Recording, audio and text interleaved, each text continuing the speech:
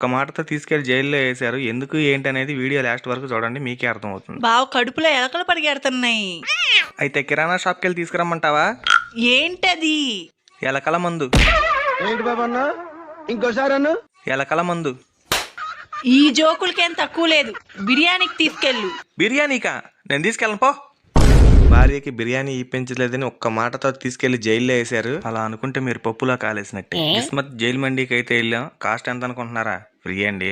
మీరు విన్నది నిజమే. ఇంటి పేరు కాకుండా మీ పేరులో 4 ఓవెల్ లెటర్స్ ఉంటే మీరు కూడా ఫ్రీగా తినేయచ్చండి. ఈ ఆఫర్ ఎక్కడ అనుకుంటున్నారా?